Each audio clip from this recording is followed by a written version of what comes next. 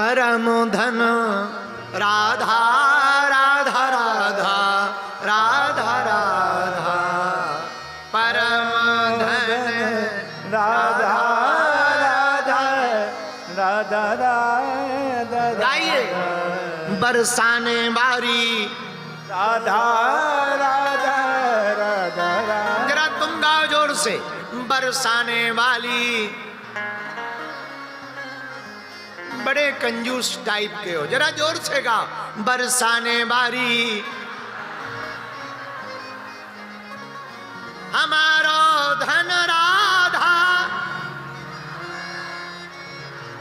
हमारो धन राधा श्री राधे जय जय श्री राधे बरसाने वाली की जय हो। एक दाही विशालायाम चत्वार ऋषयो मला सत्संगार्थम समायाता ददृस्तत्र नारदम। आहा, चार कुमार सनत सनंदन सनातन सनत कुमार आए। नारद जी आए, महाराज प्रणाम। अरे मुंह क्यों लटकाए महाराज? महाराज क्या बताएं? अरे छोड़ो, साधुओं को मुस्कुराता रहना चाहिए। हम तो साधुओं की क्या तुम लोगों की भी कहेंगे। गृहस्थियों को भी मुस्कुराना चाहिए बाहर, पर घरवाली के सामने नहीं। घरवाली के सामने बेचारे पति मुस्कुराते हैं तो घरवालियों को बड़ी टेंशन हो जाती। एक हमारा चेला है, बाहर खूब हंसता है, घर जाते ही ऐसे मुंह लटका लेता है जैसे पिट के आया। हमें बड़ी टेंशन होती। हम कहा एक बात बताओ, तुम बाहर बड़े हंसते हो, घर पे जाते ही मुंह क्यों लटका लेते हो? बोले गुरुजी घर पे हंसते हुए जाओ तो घरवाली 20 सवाल पूछती है। कहां से आ रहे हो? कहां गुलछर्रे उड़ा रहे थे? हैं बड़े मजे में हो? हम तो इधर टेंशन में मर रहे हैं, तुम बाहर हंस रहे हो। तो बाद में हमें पता लगा कि आदमी विवाह के बाद सीरियस क्यों हो जाता है, उसका और कोई कारण नहीं है, घरवाली कारण होती। तो हम तो ये भी कहेंगे भैया मुस्कुराते सब रहो। नारद जी तो कह रहे हैं चारों कुमार, पर सब मुस्कुराओ भैया। पुराने जमाने में फोटो वाला आता था, कैमरा वाला, अंग्रेजी भले ही ना वाको आवे, पर एक शब्द बोलता था प्लीज स्माइल, और हम लोग 3200 निकाल लेते हैं। बताओ, थोड़ा सा मुस्कुराने से बाद में जब फोटो आती, हा क्या गजब की फोटो है भैया, ये शादी के लिए जानी है।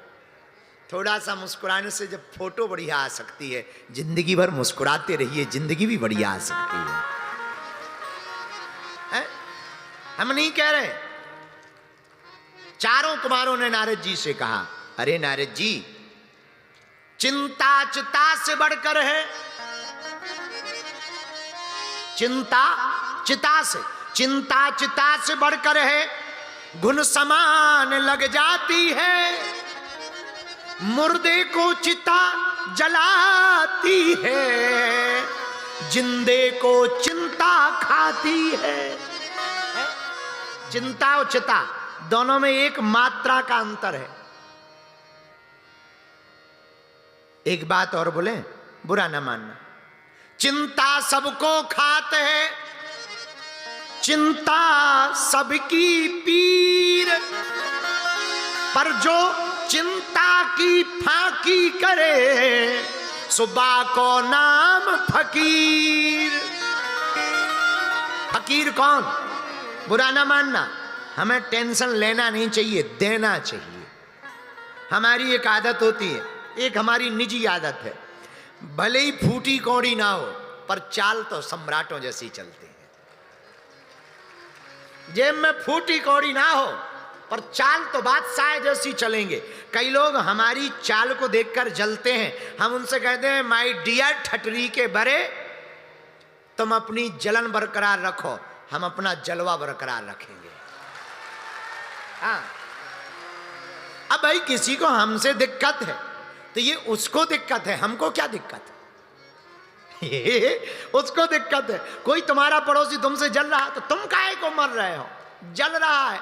एक आदमी हमें बोला, बोले गुरुजी हम तुम्हारा नाम लेते हैं, पड़ोसी भाली गाली देता है। हम कहा तुम पागल हो, तुम बाहर वोट टांग दो, हम बागेश्वर वाले हैं, और झंझट खत्म। जब भी वोट पड़ेगा अपने आप मरेगा। तो हमें क्या टेंशन?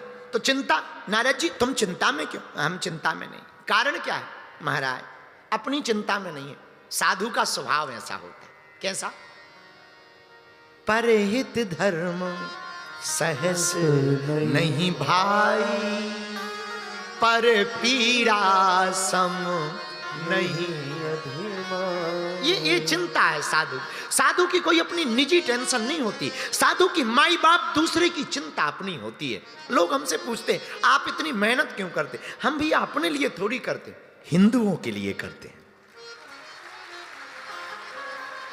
हमारी क्या चिंता, हमारी क्या चिंता? चिंता तो हमें हिंदुओं की है। नारद जी से सीखो। आहा, क्या चिंता है महाराज?